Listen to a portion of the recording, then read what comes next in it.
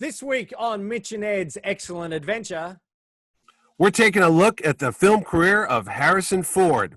Punch it!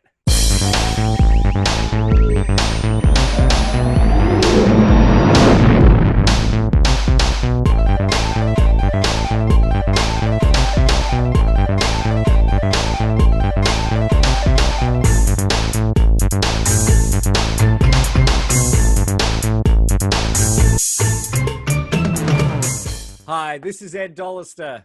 And this is Mitch Halleck. And welcome to another episode of Mitch and Ed's Excellent Adventure. Before we start on our topic today, I'd like to say thank you to everyone who's been watching our past episodes and also subscribing. Our subscriber numbers are going up. If you want to subscribe, click on the button below. Oh, hang on. Look what I've got.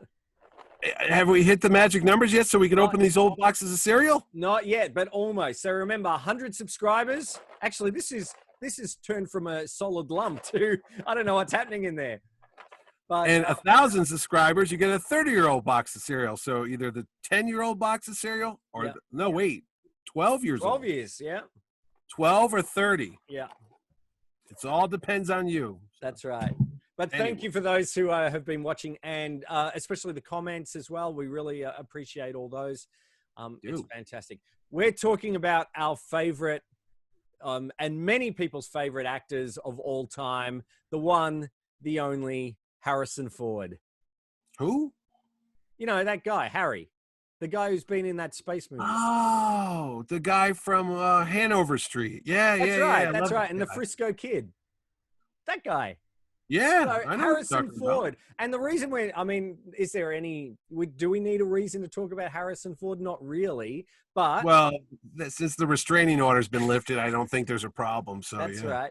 And since, as of this recording, when on Monday, July 13th, is Harrison Ford's 78th birthday. So we thought, well, let's celebrate his career and take a look at some of his films and, our favorite films. I mean, I think you can guess what a few of them are by looking around. Absolutely. So I assume, Mitch, for you, the first time you encountered Harrison Ford was maybe that you realized Harrison Ford was probably Star Wars. But what about, was it any earlier than that? Did you, were you a big Dead Heat on Merry-Go-Round fan? No. Considering that came out the year I was born, 1966, so I was not capable of understanding a movie, but there is a slim chance that I might have seen Harrison Ford on some television shows like Ironside, reruns of Gunsmoke, Love American Style, which was a popular show. I know my sisters always watched that show, and he was a bit player for Universal Studios back then. Not a bit player, I'm sorry. He was under contract, and he would be there, and whatever shows Universal was doing, Harrison Ford would get a tap on the shoulder, and he'd pop up from time to time. So, yeah, I probably saw him, but as a kid, no, it was 77, seeing Star Wars, and I remember reading about him in Starlog magazine, but they actually called him Harrison Ward, D-A-R-D, like Burt Ward. Oh. And I remember, I still have that book. I think it's issue 6 or 7 of Starlog. And if you find a copy, you look, and they call him Harrison Ward. So I didn't know what was going on until we saw the movie. But the second I saw that movie, he was my favorite character, Han Solo. Well, that's interesting because it's not like, I mean, a lot of people probably think, Star Wars was really where, he did explode onto the scene. But you've got to remember before that, he played Bob Falfer in American Graffiti, which was 1973, I think. Yeah, 73. Yep. So, quite a few years earlier. I mean, he did have a smaller role, obviously, even maybe, I wouldn't even call it a supporting role, maybe a minor supporting role. There was a lot of characters in that movie, though. So he was an ensemble cast, if you will. Yes. And that's where he, because when he started as a contract player, I remember after Star Wars came out, I thought, this guy, I want to be Harrison Ford. So I read as much as I could. I remember searching out, trying to find Dead Heat on a Merry-Go-Round. I never got to see, I just saw the clips later on YouTube. Paging Mr. Ellis. Paging Mr. Ellis. Paging Mr. Ellis. Boy?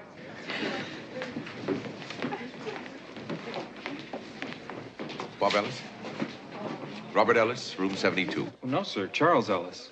Room 607. You sure? Yes, sir. Oh. Paging Mr. Ellis. Mr. Ellis. Paging Mr. And Ellis. I remember the story, him saying that he was told that he was never going to be a star because The bag of groceries thing. That's Yeah, right. he Saying, told that you know, story. Tony Curtis, that's a star. You should act Yeah. like a star. And he goes, I thought I should act like I'm delivering groceries or Yeah. you know, delivering a message. So Yeah. And they fired him. they did. But Yeah. and then he decided to become a carpenter. So he's a Yeah. self-taught carpenter as well. Right. To help supplement obviously his income. He wasn't Yeah. he wasn't making it big. Yeah, it Well, worked for well, Jesus. So, you know, you never know. That's true. Whatever happened to him? I'm sure. I don't know. I don't know if he was waiting under for his comeback. contract. I don't think he was under contract for Universal. But That's right. That's right. well, But he's okay. I think he got a band or something. that's A rock band. anyway. Anyways, so with Harrison Ford, so he was working. He was also Yeah. a carpenter. He did some high profile works. I know he did the Sergio Studio Mendes. for Sergio Mendes, yes. That's right. And The Peter Tork from the Monkees. He worked on his recording studio. Yes, he was the carpenter to the stars out in Laurel Canyon, I believe, out That's there. right. He would be around there. He charged good money too. It wasn't cheap. Oh well, I bet if you've got Harrison Ford. I mean, even before Harrison Ford was, you know. But I think Harrison Ford. the funniest story I think I heard him say. Well, I don't know if this is real or anything anymore, but I don't think he would know either. But something about when he was doing the Sergio Mendes thing, I read that he would get the books from the library about how to build certain things, and he got caught being up on top of the library with the book, reading it, like how to, I don't know, make a joist or something in a roof or something. But I don't know. But I did hear he was learning it as he went along. Yes.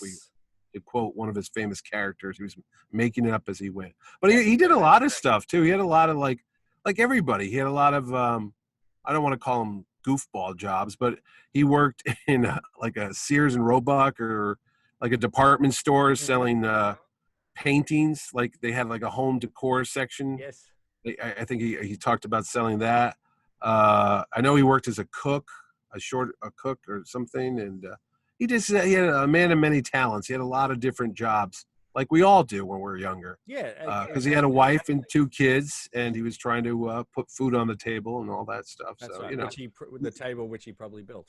So you do what you do. Yeah. that's right. And then along came Star Wars, of course. Well, no, you're skipping over stuff. I mean, I thought we're going. Okay, go please. No, I was going to say he was in a lot of other high-profile parts besides Bob Falfa. He was also in The Conversation, which was Francis Ford Coppola's movie with Gene Hackman. Yeah. Again, he's right up there with Robert Duvall as this corporate guy trying to get Cindy Williams and her husband, the guy from, is it Frederick Forrest? To play the guy they were chasing after? I think so. Yeah, I was gonna say Michael Cimino. Not Michael. I was gonna say the guy from Godfather that played Fredo. He's not the guy. No, that's Casella. That's Casella. But he's in Dog Day Afternoon. It's Frederick Forrest, and Harrison Ford hires Gene Hackman to do some eavesdropping, if you will, or snooping around because they want to get some dirt on whatever he did to what's his name?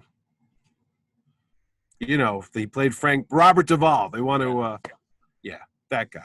Anyway, Harrison Ford was really good in that movie. If you haven't seen it, go out and a very small part. Also, I suppose if we fast forward to after Star Wars, he also. Wait, so we just blew over Star Wars. Well, that's No. Biggest movie the guy was in. Biggest movie of all time. All I'm saying is that we're doing. No. I was just saying if we're talking cameo roles, even after Star Wars, big star Harrison Ford, Han Solo, exploded. Bigger than Mark Hamill, Carrie Fisher, right? All that. Well, Well, at that time, I would say he still Yeah, he appeared in he was cameo. working a lot more. Yeah, that's true. He appeared as a cameo role in Apocalypse Now, playing Colonel Lucas. G. Lucas. That's right. I knew it was. I don't know what the rank was, but I remember it was Lucas on his little thing. That's right. That's right. So he was a very active actor after that. Of course, Star Wars. What's not to love about Star Wars? He was actually go back. Yeah. Did I send you the clip of him in some TV movie called The Possessed, where he plays a school teacher and he's working at an all girls college or something like that? No. Oh, it's actually pretty good because it's funny knowing that eventually he's going to be Indiana Jones, and it looks a lot like the Indiana Jones classroom scenes, except he's trying to show people, these spiders. So, spiders are arachnida. Arachnid, specifically. Web spiders catch and wind their strands around their victims and mummify them before they have them for dinner. Some even devour their own. But spider's not a bad fellow. In fact, in many ways, he's a truly extraordinary creature. Now, and here happens to be one particular example. I got $5 for whoever will come up here and let him out of the jar. What? No takers, huh?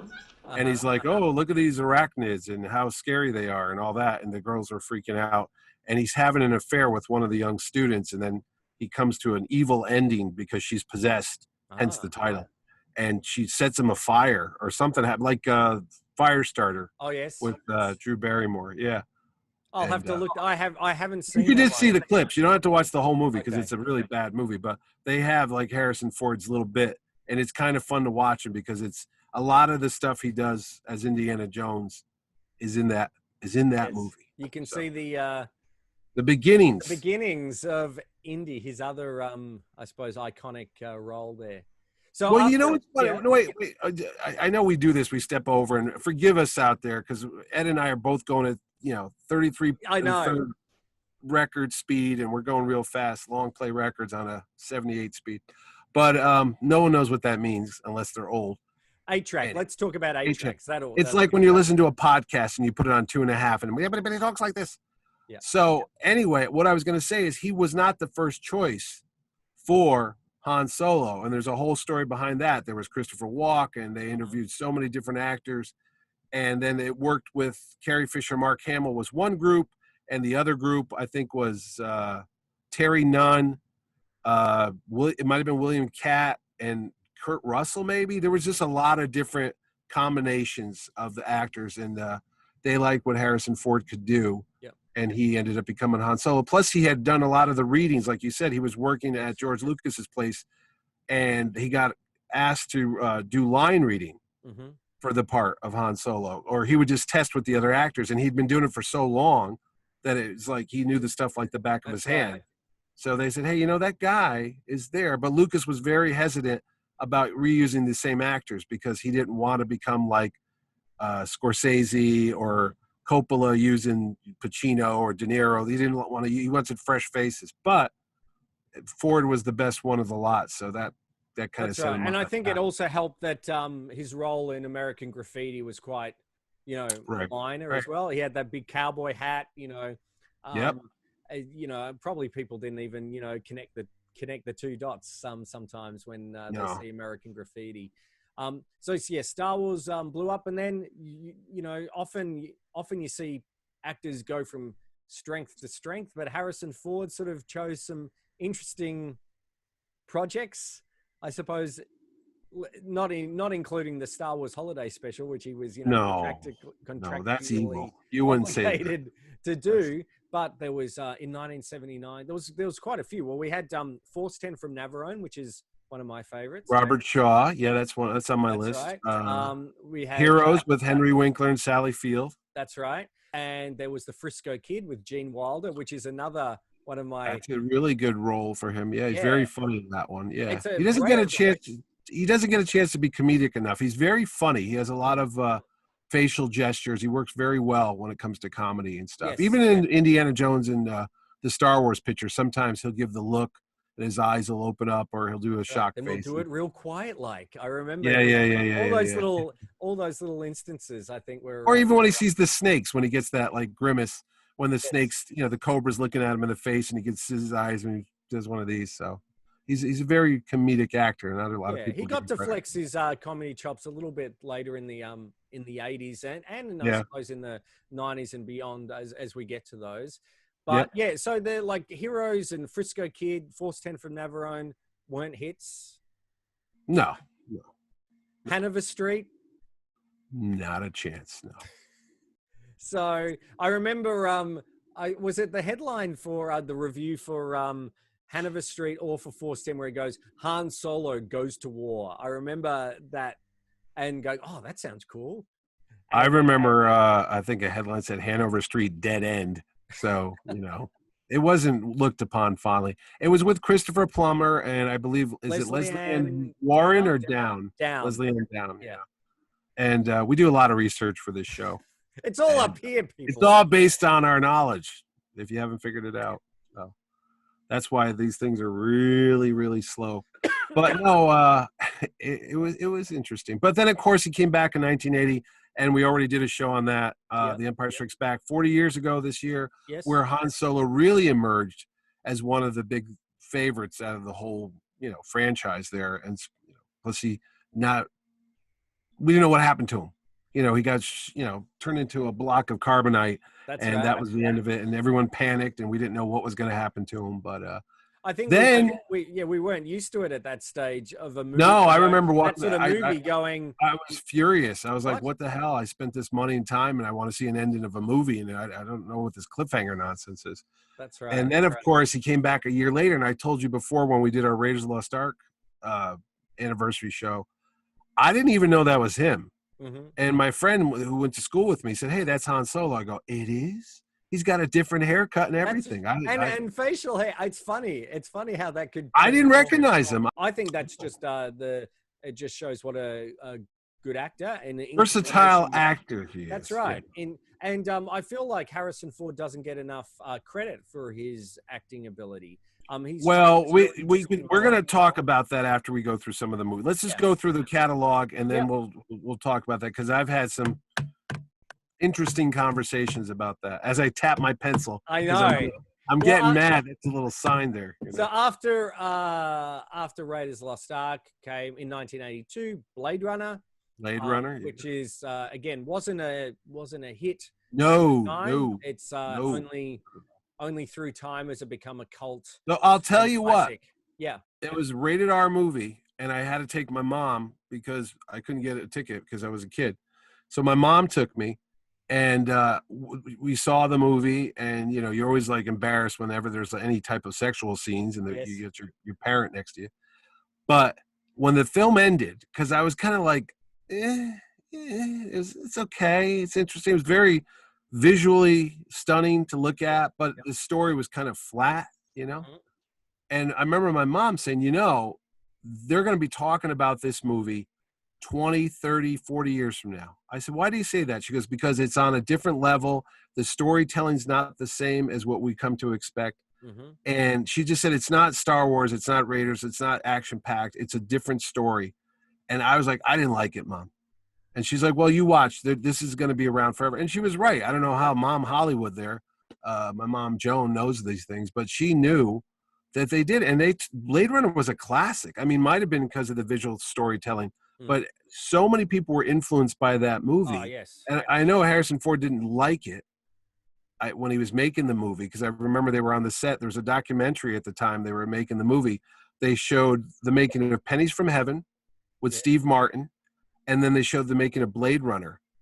And the guy asked Harrison Ford, he goes, can I ask you a stupid question? And I remember Harrison Ford, who's always got a very sardonic, cynical sense of humor, which I really like, because we all have that.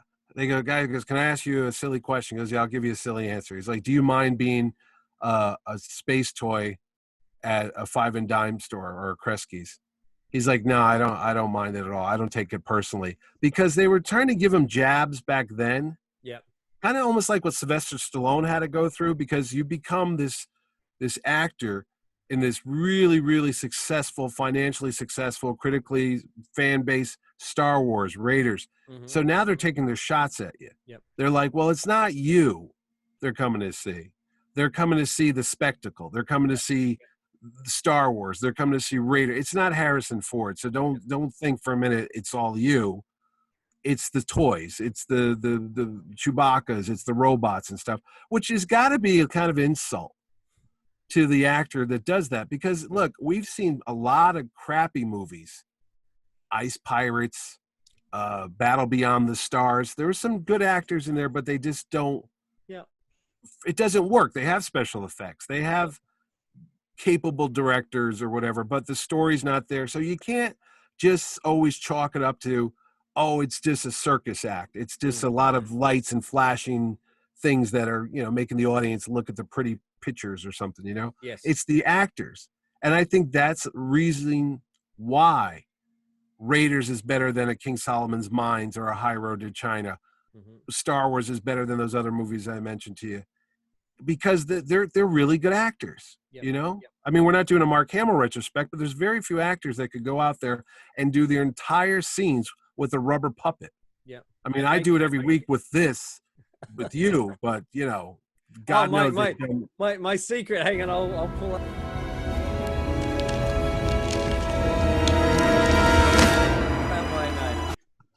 No, but I'm just saying it's not agree. easy. It's not easy because there's nothing to play off of. There's no reaction. All about acting, and you could tell me this because you do this for a living. It's reacting to the other person's thing. So, you say something dreadful and I have to respond in kind, and then you have to respond back to my fear. Like you just told me I have 3 days to live, and I'm like, oh, and they're like, well, that's okay. All that comes into play with these movies, If you're not good at what you do, it's gonna, or if you don't believe it, because I'm not going to say an actor like Richard Thomas wasn't a good actor. He's a good actor. But in Battle Beyond the Stars, it didn't work. I couldn't tell you why, But why does Star Wars and Raiders and all these other Harrison Ford movies work when Clint Eastwood, Robert Urich didn't work, or there's something about his, what you want to say, charisma? You want to say his star power? I mean, we've said this on the IndieCast before that Harrison Ford's got this everyman quality. He's not like you and me necessarily, but we aspired. He's the Jimmy Stewart of modern day movies, where people can relate to him. So he's believable in what he does. He's not. Would you say it's not because he doesn't have the greatest movie star looks? I mean, he's a nice looking guy. Don't get me wrong, but he's kind of got the he's weirdest face nose thing and the scar. I agree. He's not not haunting houses, but he's not on the cover of I don't know what. He's been on the cover of a lot of things, but I was gonna say he's not on the cover of GQ, but I think he's been on. He was. In fact, do I have that here? No, I don't. Well, he's not. Okay, we'll say he's not Richard Gere. That's right. But then again, Richard Gere's not Richard Gere. He's not Paul Newman. There you go, Paul Newman. Everybody's agreed. Paul Newman's a handsome guy. Bang. Harrison Ford's handsome, but he's not like conventionally. He's again. Maybe he's old. He's the everyman guy. And I think that's why that's an insult to every man out there that says, "Hey, basically, you're pretty homely. You're an ugly bastard." Well, anyway, and that's why I think people can relate to him, and they like. They find him compelling to watch in certain films. Not every film, unfortunately, because it's not just as you said. You can have fantastic actor. Blade Runner didn't work. I don't know what happened. Well, I think it's. Why do you think it didn't work? I feel, well, maybe it was the time. I don't know. After maybe we were used to film. I mean, Alien. Obviously with Ridley Scott was that darker sort of guy, and everything like that. But Empire Strikes Back, which was Outland with Sean Connery. Peter Hyams. I love that movie. I saw that. It was High Noon in Space. If people don't remember it, basically, I saw it a couple times. It just didn't take off. I don't know. Saturn 3 with Farrah Fawcett and Kirk Douglas. Didn't that bombed horribly. Again, you're not going to say Kirk Douglas, God rest his soul, is a bad actor. He's not. He's a great actor. But again, it's the script, it's the material, it's the way it's shot, and timing. I think. When it came out, yeah, I'll say it. One of the best films, I think, sort of blockbuster movies is well, there's two: Lone Ranger, which is great fun, and also John Carter of Mars. John Carter, yeah, you like that one? fantastic film, but it was either because of the timing Or the marketing, or the way they I think it sold was it. probably the marketing, but and that's a whole nother story. But sometimes it's just doesn't work, and hopefully it'll get an appreciation later on, which is a small comfort for the people doing who are working, because no one goes out to make a bad film, even well, that Fantastic Four movie that Roger Corman they did, but that's another that's another podcast. That's another show. That's a whole It is. show. I've talked to those people because that has an Indiana Jones connection, but we yes, but two times we're off topic, Ed. We're get it back. We're trying to bring keep it this back quick today.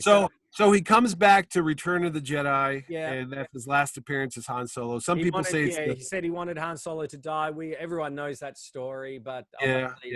And then didn't happen. Han Solo wasn't the Han Solo we knew. He was funny, but came out of that carbonite a little. Yeah, he wasn't as ruthless as he used to be. You know what I'm saying?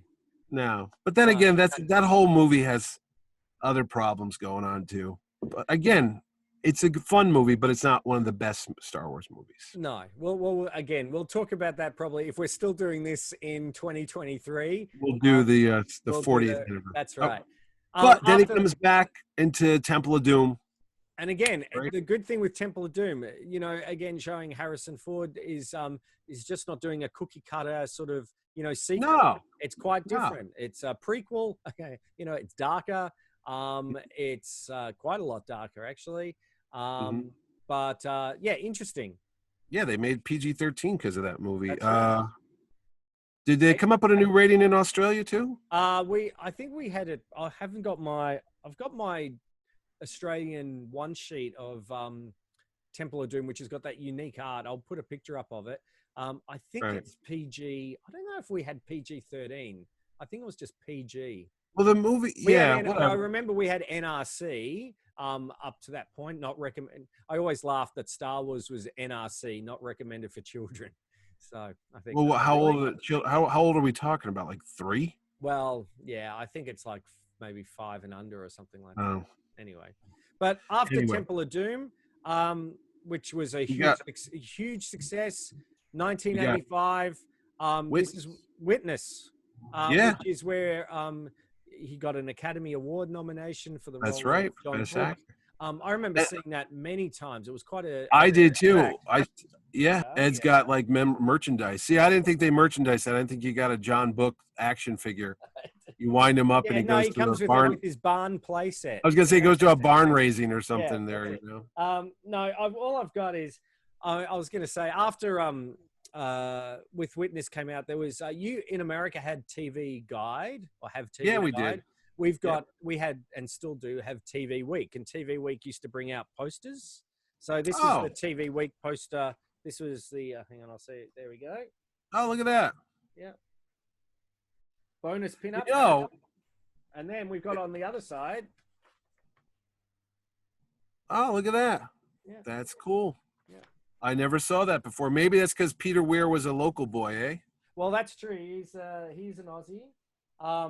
So John Book, that was playing this police detective, going to Amish country. Yeah, Amish country. Was a huge success. Yeah. And he got nominated for an Academy Award. His only nomination. I know. I remember seeing that movie again. I'm going to say it opened in February. I'm pretty sure it opened in February. And I remember walking out. I always like hearing what other people say as you walk out of the theater. I remember this older gentleman that was there with his wife, and he goes, "What an unusual movie. It's very complicated, like a Chinese puzzle." And I'm like, what does that mean? How is this a complicated story? Because the hero didn't end up with the woman character at the end. There was no way they were going to end up together. I don't know what this guy was expecting. Like, she's going to give up being an Amish person, and he's going to give up the police force. I thought it was two ships that pass in the night, and they, for a brief moment, they meet each other and all that. You couldn't do a sequel to it. God knows he's done a sequel to so many of his other movies. I don't want to see Witness 2, you know? Witness 2. Two Witness, 2 Army. Saw it again. Yeah. I don't know. No, Samuel's back, and he's looking for trouble. That's and, right. Lucas, it's funny because I always have a chuckle. We watched Inception the other day, and there's Lucas Haas. Oh, I always remember him from being in Mars Attacks. Oh, yes. Oh, with Natalie the Portman. with his grandmother. That's Yeah. That's him. Of course, Danny Glover's in that movie. Yes. And another. Danny Glover replaced my character as. One of your co-stars, Ed. That's right. Danny Glover is in that movie. But I was going to say one unique actor. Actually, I shouldn't say that because when we talk about the career of Harrison Ford, there's also 2 other actors we have to mention now and then that appear in multiple Harrison Ford movies. Angus Mcginnis. Yes. Who was in Star Wars. He was in Witness. And he's got a small role in Force 10 from Navarone. Actually, he does, doesn't he? Yes, he does. And I was going to say William Hootkins is the other actor who I'm thinking of. Of course, is in Raiders as Colonel Musgrove. Yes. Then he's Porkins. Yes. But he also has a part in Hanover Street. William Hootkins is in Hanover Street. I'm pretty sure he's one of the pilots. And anyway. Not to mention Batman, Flash Gordon. Well, Harrison Ford's not in Batman. I know, but William Hootkins. We're gonna. You know what? We should do a podcast about William Hootkins because that guy was in every friggin' movie ever made. He was in you name it. He's up there with that other actor who just passed away, the older actor. He was in. He was in Batman. He was in Superman. He was in Star Wars. He was the guy putting Luke's X-Wing. He's like, hey, this R2 unit is a bit beat up. You want a new one? Not in your life. Whatever. The actor I'm talking about, he's also in Superman along with John Ratzenberger when the astronauts are up there. He goes, oh, it might have been a curl. What's a curl? Yeah. I thought he said girl. That's right. And then if you watch the Batman Begins, Chris Nolan went and got this actor and put him in the movie. So he's the guy that's running the train as the train's about to crash into Wayne Tower or something like that. It's the same actor, and I can't think of his name. It's like a Scottish name, like McDermott, McSomething, not Dylan McDermott. No. But whatever. We are totally off topic. So let's we are doing this. Let's go back. Okay, we're so up Harrison to 86, Ford, 87, 88. So yeah, 86. Then we have, you know what? We have a movie that I appreciate now as an older guy, but I didn't like as a kid, and that would be Mosquito Coast. I've got the press kit for that because I was in college working on the college newspaper, and we would get press kits in for movies. And the press kit came in for Mosquito Coast. Mm-hmm. And I remember going through it, and it had River Phoenix, who was just in Stand By Me. Yes. And Helen Mirren was the wife. So I went to see that movie. It was a blizzard out here. Again, another one that opened in the winter out here. Yes. And again, it's Peter Weir, director, same Witness guy. They got together again, based on a book by Paul Theroux. And at the time, again, one of those movies, at the time I watched it, I did not enjoy it. The only movie Harrison Ford died in at that point. Mm-hmm. I'm trying not to sneeze. But. And spoilers, by the way. I'm sorry if you didn't see the movie. He dies at the end. He dies off camera. Yeah. But it was such a dour ending. I was like, I don't like this movie. I don't want to see Harrison Ford die. Are they remaking? Now, did I read that they're remaking that, or is it a series on something like Mosquito Coast? Yeah, I did hear that. Oh, I don't know if that movie does. Why would you want to go revisit that again? I don't know, but I remember seeing it and going, it was well made, but it was not for. He was a bit of an ass in that movie. Yeah. His character, Ali Fox. Yes. Ali Fox was a jerk, but. Like I said, now that I've grown old and I'm 54 years old today, I understand Ali Fox a lot more because he just wants to be away from people and he just wants everything to be just right. Like he wants everything perfect and right angles and all that. And yeah, I could deal, especially right now. I wouldn't mind being on a small island in Belize away from everybody Yeah. God knows it'd be healthy. But we digress. Let's talk Return to Greatness. Working We're Girl? talking Working Or we're Girl. talking Frantic. Well, I thought it was Working Girl next. Well, wasn't Frantic 1987, or was that No, I thought Frantic was 88. I the thought same 87 year was as Working Girl. Oh, well, you're probably right. Anyway, Frantic, a great. If you haven't seen it, it's a great thriller. It is. It's a bit like a Hitchcock movie. It's good. It's worth seeing. He was married to the Abby from Eight Is Enough in that movie. There you go. She played his wife, Barbara. It's not Barbara Babcock, is it? No, that's the woman from Hill Street Blues. It wasn't Adam Rich, was it?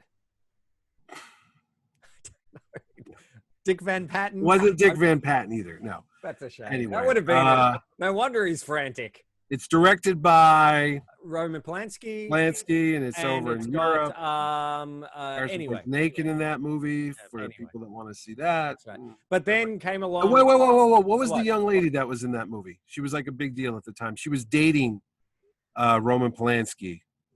Not Her Emmanuel name- Bart. It was Manuel. No, it wasn't Emmanuel I'll put it up on the screen here. Okay. There it is. Look down Right there. there. That's it. Oh my God! Look, there it is. And then there's Working Girl with Melanie Griffith and Sigourney Weaver, who was the big deal at the time too, because she was from Aliens and she was from Ghostbusters and Gorillas in the Mist, and there you go. And they were together in that movie. And that was a huge hit. Huge. Mike Nichols directed. Yeah. Yes. I'm not sure if I enjoy. Again, what was I? I was an 18-year-old going to see that film, sort of going, I want a bit more action with Harrison. I liked it. He was funny. Oh, he was very funny. When he's drinking the 2 drinks at the same time at the wedding scene because Yeah. he's getting nervous, that's pretty damn funny right there. That's good. That's worth revisiting as well. He's in a lot of ties in his movies. You ever notice that Harrison Ford wears a lot of shirt and ties? He's always a business guy or a doctor or a teacher or a lawyer. Yes. Or in fact, you know what we forgot? We skipped over in 1982 where he was going to play the high school teacher in E.T. Well, he is the high school teacher in E.T. Well, There's a deleted scene where I think all you see is his hand. Yes. He's We escorting. knew it was him because he kept doing it. Okay, kids, you're going to dissect the frogs. That's how he did it. That was, I don't know. No, who he that used was. his nerdy voice. And the reason why is because his wife, or soon-to-be wife at that time, Melissa Matheson, Yes. wrote E.T. and they married, and then they there you go. That's right. But anyway, For a while. he probably was in a tie then as well. You just I didn't see believe it. he was probably. Why did they ever say why he got cut out of that? Is there a I reason? think they why? were saying because he was too recognizable as Harrison Ford, and that it felt like it detracted from. But if they had left him in, I always remember mad about that because the top 5 movies of all time at the time were E.T., Star Wars, Raiders, Empire Strikes Back, Return probably of the Jedi. Return of the Jedi. He would have been, the actor in top 5 movies of all time. But he was slowly building this track record out of the 10 movies, the top 10 movies. I think he was in like 7 of them at one point. Yeah. It was crazy. It's like, hey, if you like that guy, you put your money on the winning horse because he's in the top 10 movies of all time. He was one of the richest actors even then. Yep. As far as box office receipts come. But it even gets he was better. Hugely popular. And then, of course, 89, he said, another Indiana Jones. He goes, do I get to wear a tie in it? And Spielberg goes, yep. So he goes, I'm in. So I swear that he likes those ties. Yeah. And then after that one, it was regarding Henry. Yes, which Well, he was a lawyer. And written by J.J. Abrams. J.J. Abrams, who plays a guy delivering a bag of groceries. That's right. It was a bit of a weird film. I don't know. Not a weird film. It just sort of, I don't know. I wasn't expecting Harrison Ford in that sort of film. Of course, he gets That's a Mike Nichols movie too, isn't it? Yeah. I think pretty sure. So random. Yeah. Sorry, I'm jumping ahead to that's Random Hearts. I'm thinking. I forgot about Random Hearts. Yeah, there's Random. That's Sidney Pollack. That's right. Yeah. Later on, so 1990 comes around. Are we going? We're going right into the 90s. All right. Well, then, we've hit 89, so we should go. Yeah. So 90 would be Presumed Innocent. No, I thought I was regarding Henry. Well, didn't we have, wasn't Presumed Innocent 1990? Look on the bottom for the Okay. screen as Ed You're gets the giving right me information. more work, Mitch. Come on. I've got it now to. I used to know all this stuff because I was at the time collecting, because there wasn't a lot of Harrison Ford collectibles, but I would collect all the movie posters because I was a big Yes. movie poster guy. I love the artwork. So I would go and whatever movie that was coming out with Harrison Ford, I would get the movie poster. So I was getting them all. I don't think I got the Regarding Henry movie poster, or maybe I got the Sabrina movie. No, Sabrina's 95. I'm 95, jumping yeah. ahead. Yeah. But So- let's have a quick pause there. You were saying there wasn't a lot of, like, obviously you could buy Han Solo toys, Indiana Jones toys, and things like that. There wasn't a lot of Harrison Ford stuff. But I do remember as a kid, once Star Wars came out, what can I find out about Harrison Ford? And there were a few books. And my first one that I got by good old Minty Clinch was the this one. It's a little bit worn there, but this was basically I don't know. Did you have that one at all? I have this one here in my Stalker collection. Okay. Harrison Ford story. Well, right there. that one, I've got that one, but I've got this version of it here. Well, there, Ed. I'll top that because I've got this version over here, which is the films of Harrison Ford, which is also a picture from Temple of Doom. Yes, the well, cover. but do you have this one? Harrison Well, Ford Ed- includes 8 pages of exciting photographs. I've got this one here about Harrison Ford, People Magazine. Okay. Now, you mentioned your little TV guide there. Oh, yes. Let's keep going, Ed. Let's dueling Fords right now. What do you got? Well, Come on. I've got this one, which I would state that pretty much no one has. This is a Croatian magazine from 1986. Okay, and if I knew we were going to go through Harrison Ford magazines, I could have sat here all day because I know. But do box of them. you have a Croatian one from 1986? No, Ed, I've got the TV guide here with Harrison Ford. I think this is Presumed Innocent, maybe because he's got that weird haircut. Yes. Not as weird as he was in Paranoia. But anyway. What? Paranoia, the film with Liam Hemsworth that came out. Oh, Ed, we don't talk about Paranoia, Ed. I was going to say, do you have Life magazine? I had that Ford. somewhere. Look, Mrs. Steven Spielberg, future Mrs. Spielberg on the cover. I always felt it was But odd no. having Indy not having his hat on that cover of Life magazine. But anyway. Oh, Ed, come on. You know what I did like, though? I did like the fact that – why am I doing that? I did like the fact that I made a habit of going to see every Harrison Ford movie opening day, first day, first show. That was my tradition. It's like whatever it's coming out, I've got to go see first day, first show. Because there wasn't the internet, but I didn't want to get spoiled. I didn't want to read reviews like, oh, that movie sucked. So I would always go see it for myself and had my own opinion on it before somebody else told me what they thought you'd think. But we're going to go into some weird territory now because he's not doing adventure films. No. He's not doing science fiction movies at all at this point. He's doing more realistic, real life, romantic stories. He did Presumed Innocent, which was a suspenseful. That was a huge success. That was huge, yeah. Bad haircut, but and Brian Dennehy, who just passed away, actually a local guy here, right here in Connecticut. Connecticut's own Brian Dennehy was in that movie. A lot of good actors in that movie. I really like Presumed Innocent. Who's the actor I'm thinking of? He played Gomez Adams. Died very young. Raul Julia. Yes. He died very young. I thought John Aston wasn't in that movie.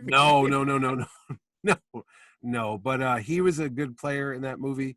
The guy Spencer, John Spencer, I believe his name is. I think he passed away too. He was the detective or something in that movie that steals the evidence from the room that Bonnie Bedelia played his wife, and she was the murderer. Spoiler alert. So anyway, Presumed Innocent, that was a really, really good Harrison Ford movie back then. And then just a few years later. Oh, God, yeah, The Fugitive. That's 1993. Wait a minute. Obviously a huge success. But The Fugitive. We forgot when he played the president. I think Ed, we're skipping. We're really bad. Isn't that 95? You know what? It was 94, 95 because it was in August. It opened on August 8th because I was getting a new job Yep. And I remember coming back from New York. I had just gone to New York for my interview for DC Comics. Mm-hmm. And I didn't get that job, or I turned it down. But I remember I came home on the train and met my wife, and we went to go see Air Force One. So that was definitely an August movie. I liked Air Force One. It was a fun movie. I remember it didn't get good reviews. I remember Siskel and Ebert, Gene Siskel was all over that. Like, he shouldn't be playing these parts. This is more of a Kurt Russell part. Harrison Ford's better than this. Why is he doing that? I'm like, what's your problem? It was a huge success. It was, and I was just surprised at the reaction, you know? Yeah.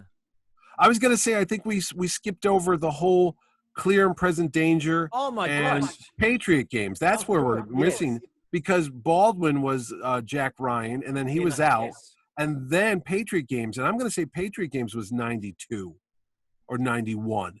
And then we had the sequel, Clear and Present Danger.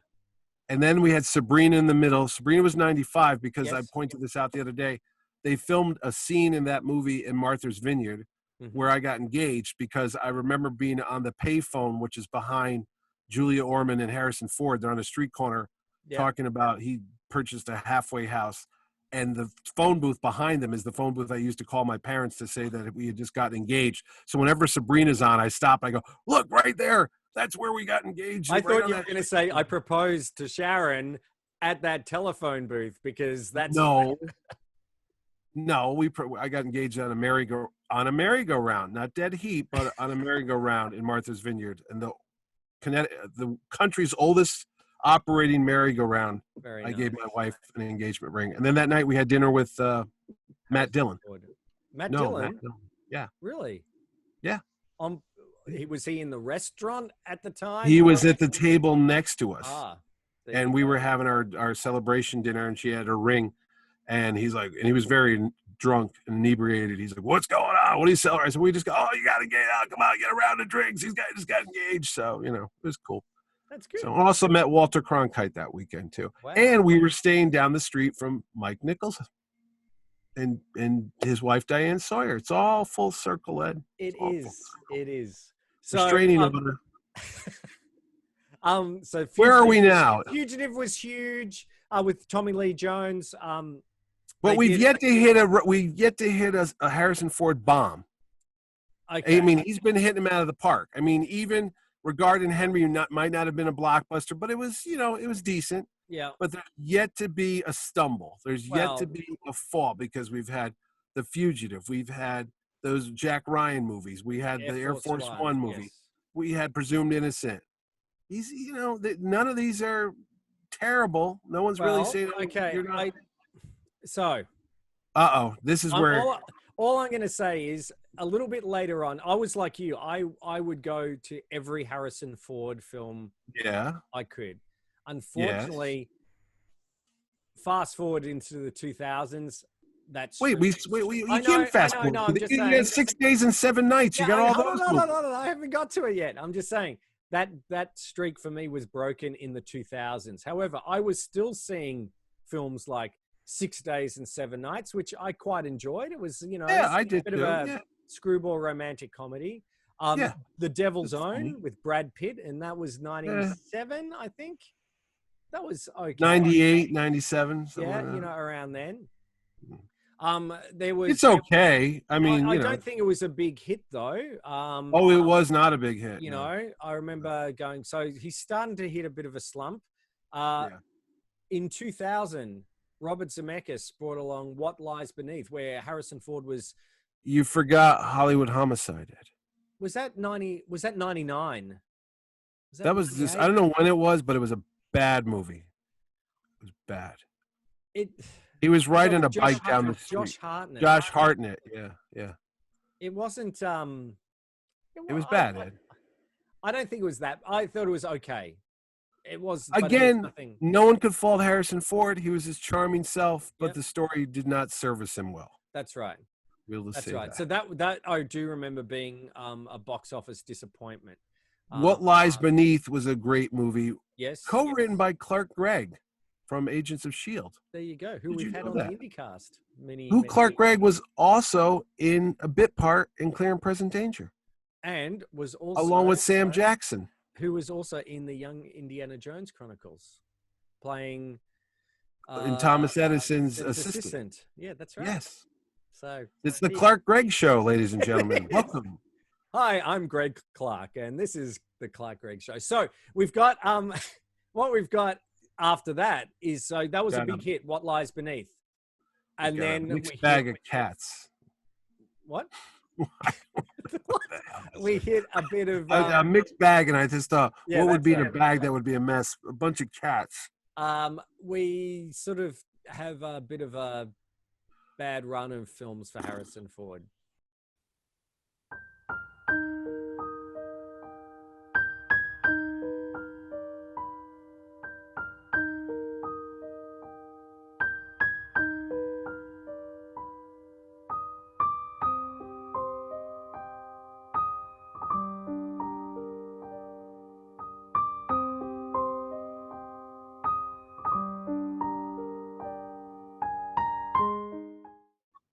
What about the biggest box office flop, I think, of his career, unfortunately, which was Paranoia, which made like $27, I think, in its opening weekend.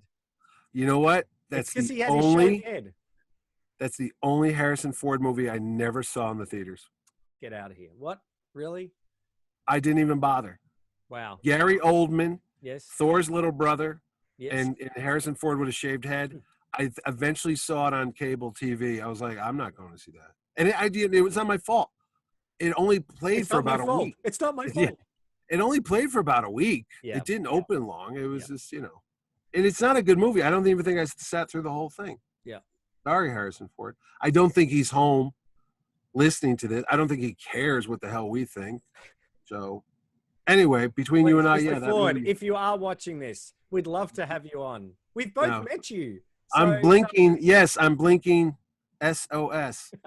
He knows me. I'm the guy that took the camera backwards and took a picture of his eye in 1999 at the Riverkeeper dinner. Yeah. Which is another story.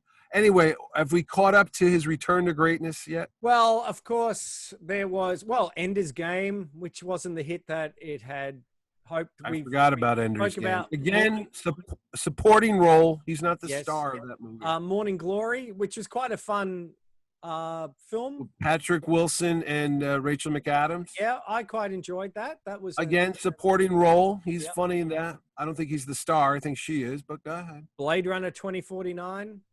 I love that movie. Yep, but he's not a big part in. No, wasn't a hit. It's a good movie. It is a good movie. I'm not. Listen here, box office Dollister. It's not all about the money all the time. Well, yeah, it is. It is. It is anyway. So then we have. Are we on to Crystal Skull? Have we made it through yet? We've spoken about Crystal We're Skull. all over the place. I know. It was a huge hit, Crystal Skull. Let me see. What have we forgotten here? Devil's Own. I was going to talk about. Then he obviously returned for The Force Awakens. What do we miss? More American Graffiti. You forgot that part. I think everyone forgot More American Graffiti. Come on. Yes, he returned as. No, I was going to go more about Indiana Jones. Oh, if you want to. Yeah. Well, what do you mean you want to?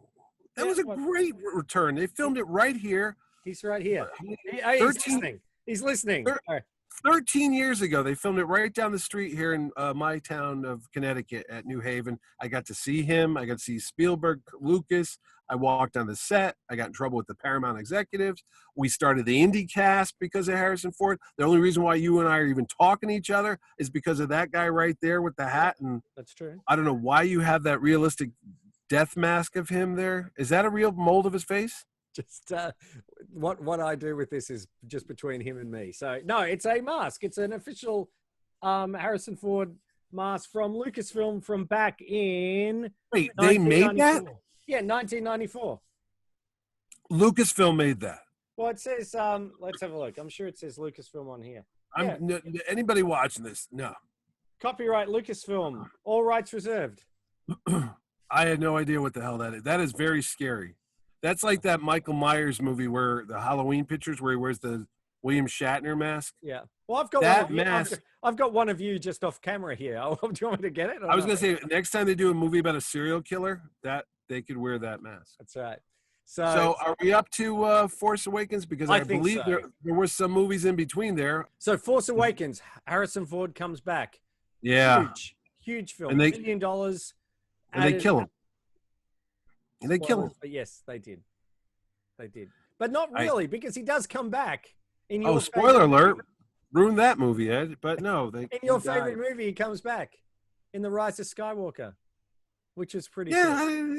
it was. Hey, I love seeing him in that movie. I remember the whole theater just did a gasp when you heard his sound, like, "Hey, kid," and there he was. And Yes. go, how much money did that cost?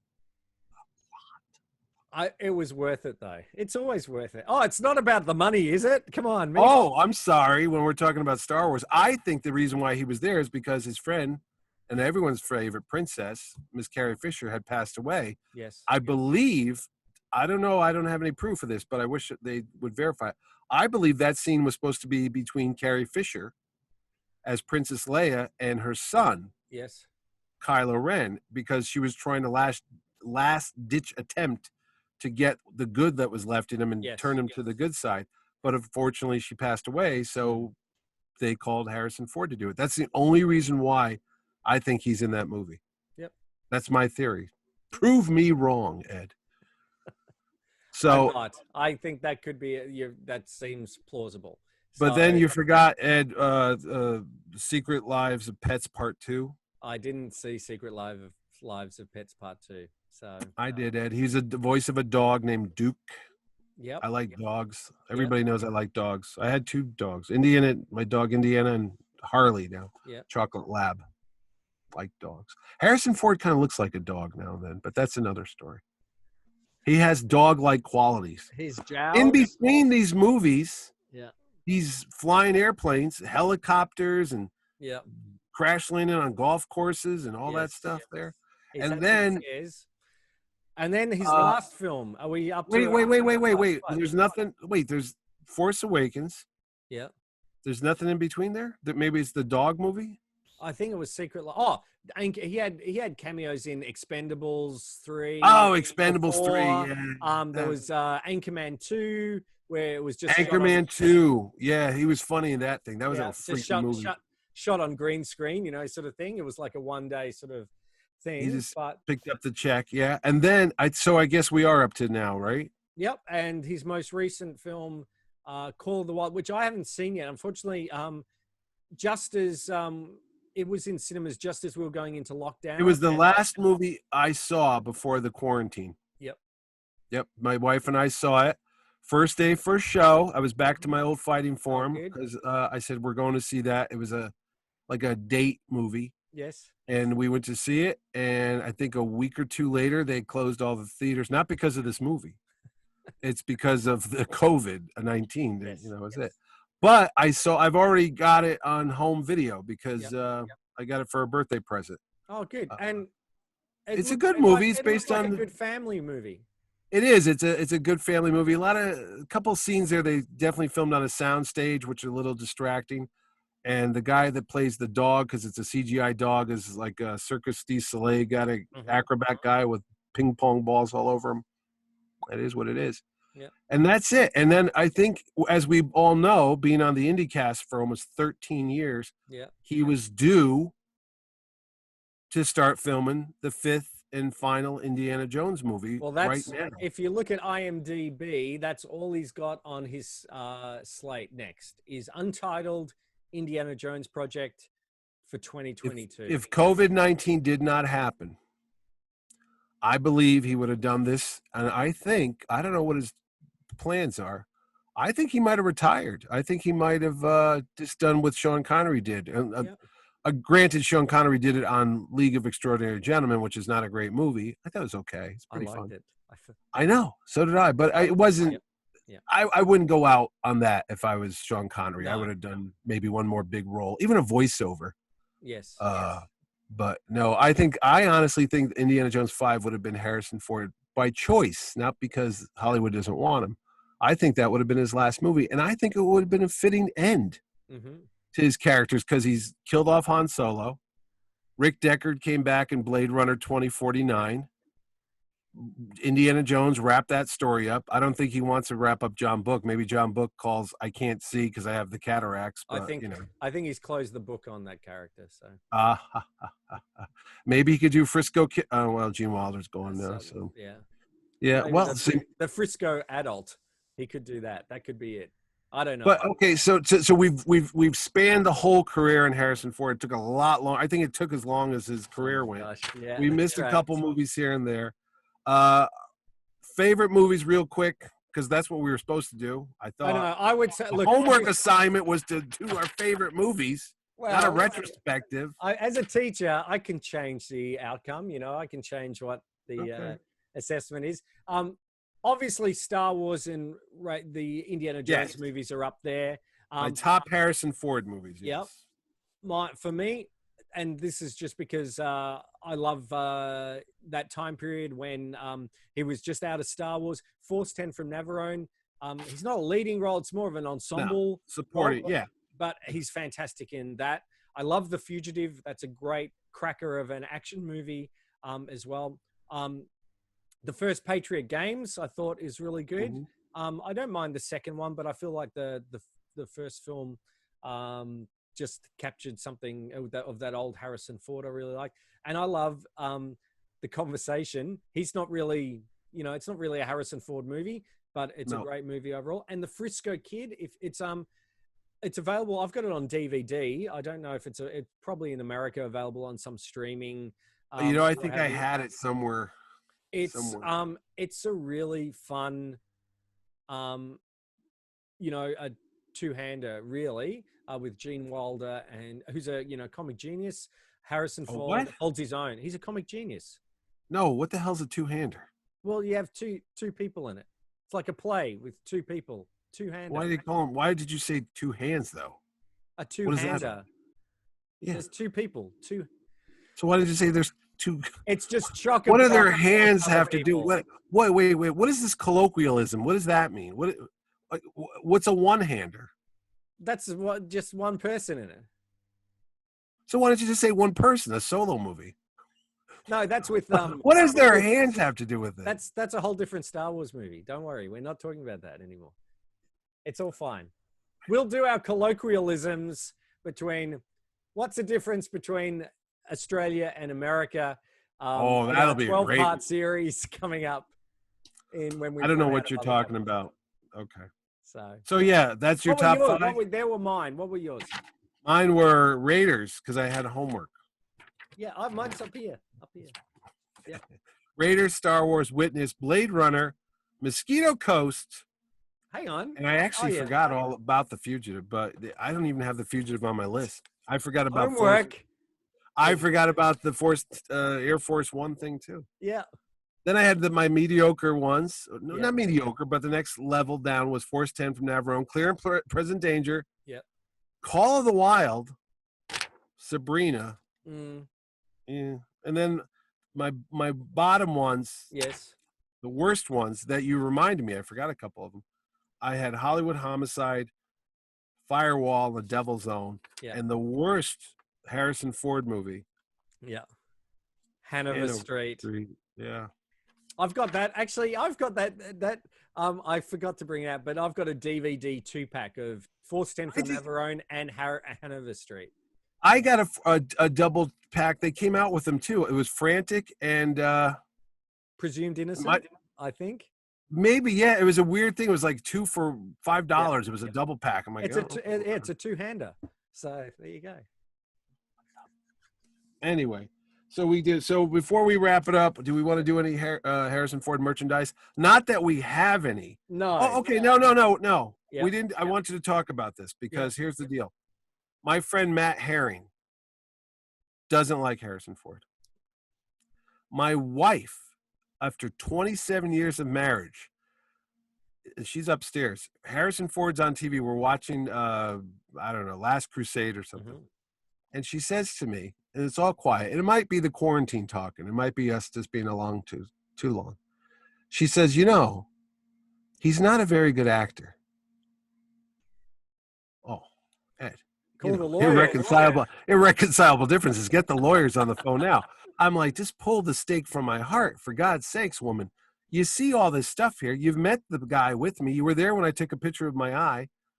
We've dealt with the restraining orders. I mean, how could you say that? And she's like, well, he's not. He's just, he's not really like. I go, well, who's a good actor? And she goes, well, Keanu Reeves or Richard Gere. I go, no. You're confusing sex appeal with acting. But I will say this. It's like that scene in that line from My Favorite Year. When Alan Swan says to the young man, he goes, I'm not an actor. I'm a movie star. Mm-hmm. There's a difference between an actor and a movie star. For me, I think Harrison Ford's the best of both worlds. I think he is a good actor, very capable, pulls off, he does his job. He's funny, he's exciting and all that. And he's also a movie star, and that means he's in big movies that bring people in the audience because they come to expect a certain level. So that's a movie star. And that's what I think the secret of his success is, because he's bit of both. Yep. He's the actor and he's the movie star in one, and that's why you get all the success. And a lot of other people have pulled it off. Sam Jackson's pulled that one off. Stallone did it for a while. Tom Cruise definitely can do it. I'm not going to say Schwarzenegger because he's more of a movie star. He's not an actor. Yeah. Tom Hanks is more of an actor than a movie star, but he's kind of a bit of both too. He's got it there going. There's only a handful of people that could still pull it off. Robert Redford was good at that. Paul Newman was good at that. I guess De Niro was more of an actor than a movie star because I think he's been in a lot of really well done movies and a good actor, but they've not been box office hits. Sure. But I don't think anybody's come close to Harrison Ford. Maybe Tom Cruise. Yeah. And maybe Tom Hanks. Those are the next guys that are like, runners up. What do you think? Johnny Depp, maybe?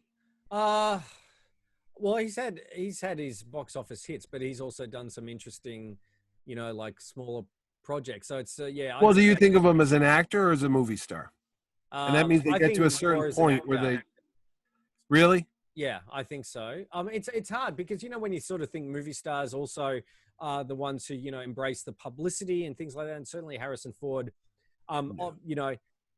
he's better at it now. I think doing those talk shows and things like that. But he's still a private individual. Whereas there's those other movie stars that, when you think of those old days, where they'd be on the red carpet, they'd be schmoozing. The Dinah Shore show, the Johnny Carson show. Yeah. He was not one of those guys. No.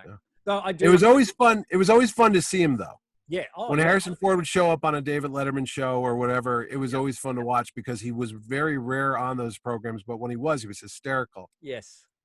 Whether he was enhanced or whatever.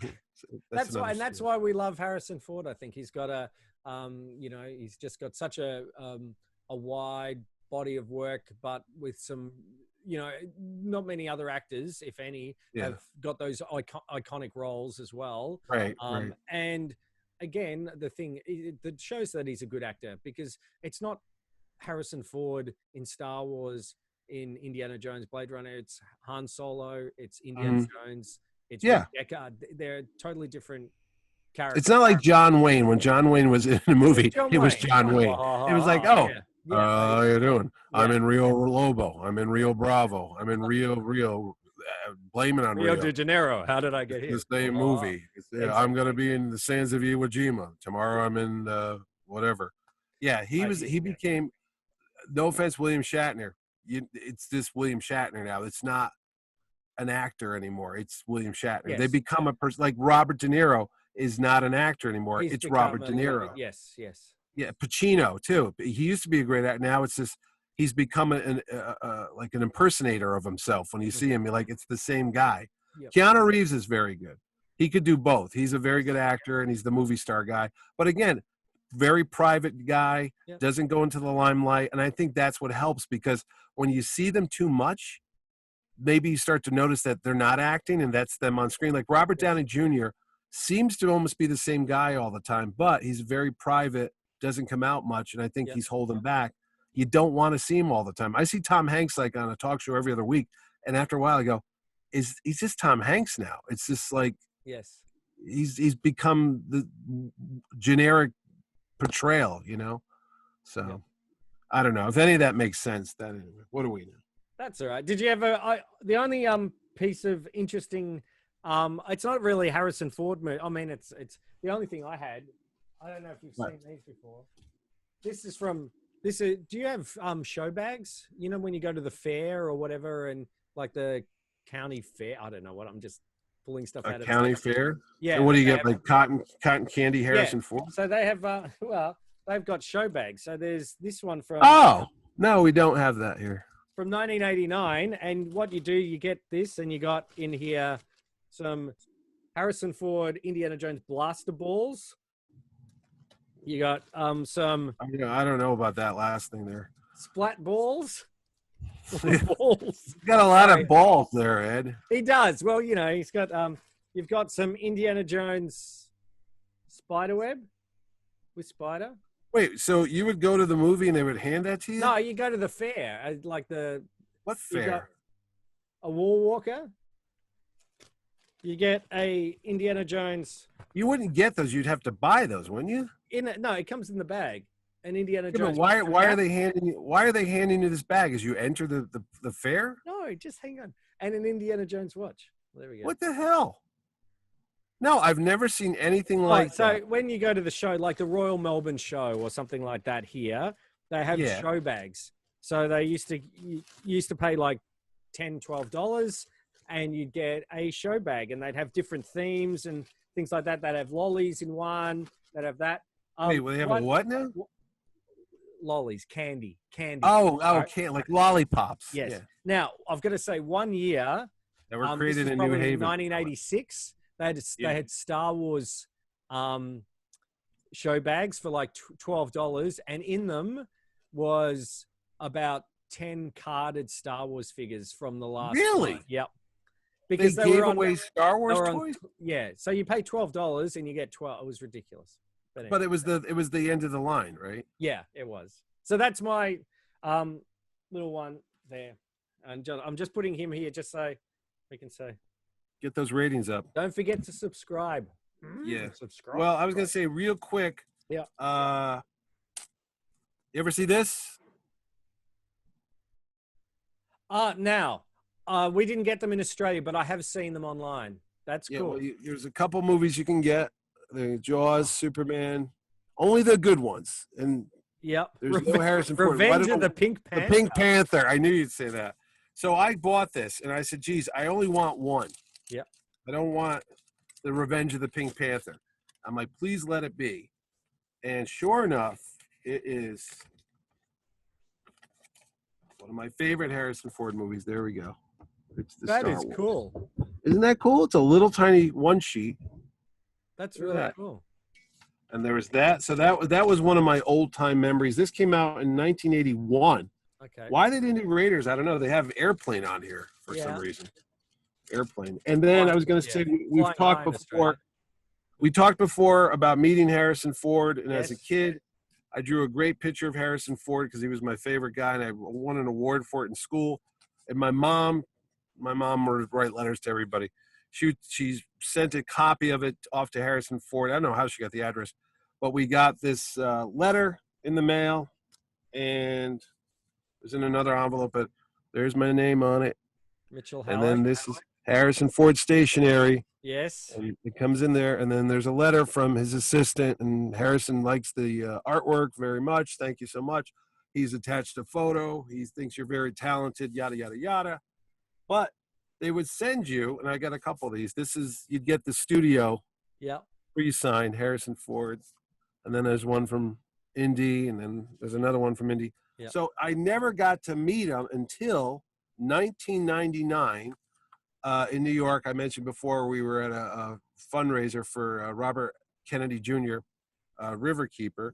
And there you can see, right there, there's Harrison talking to somebody right Yep. there. And there I am. Look at me, young Oh, there I svelte was. looking Yeah. guy.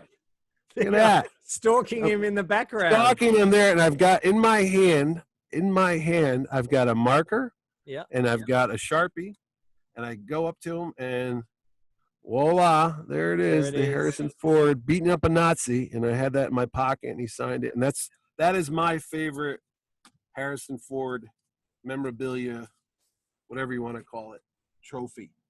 That's And, awesome. and plus, there's all this stuff. There's the Of statues and course. of his characters. There's the Indiana Jones. And lunch boxes. Yes. I mean, this guy's got his face on more stuff than I'd say any other actor. You know, I think you're probably right. There's Funko Pops. We've even got dinnerware in case you want to come over. We've got the that's it. Indiana Jones dishes. You could eat off of them. Yeah. How many actors can you eat off of them? Yeah. Right. And even we've even got versions of his old self. Look at this. You've got old Harrison Ford. I mean, Yes. he's merchandising himself as an old man. Yeah. So there you go. Funko Pop. So that's my Harrison Ford stuff, and I'm sticking to it. Very good actor. Born July 13th, Yes. 1942.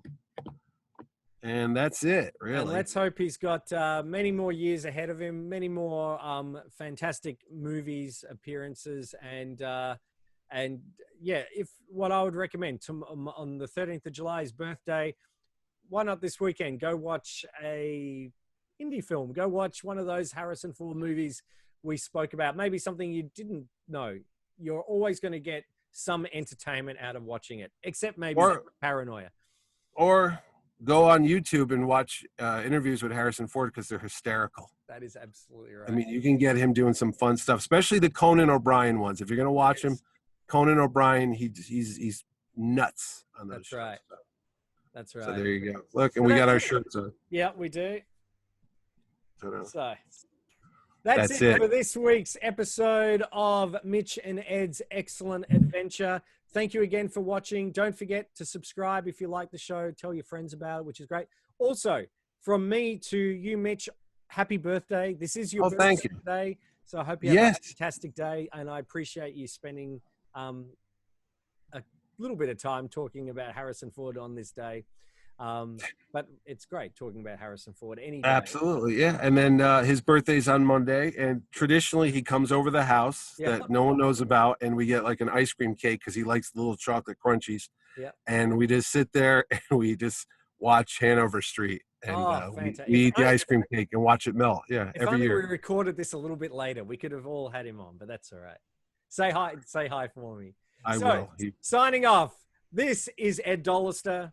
And this is Mitch Halleck. And you've been watching Mitch and Ed's Excellent Adventure. See you next time. Bye. Bye.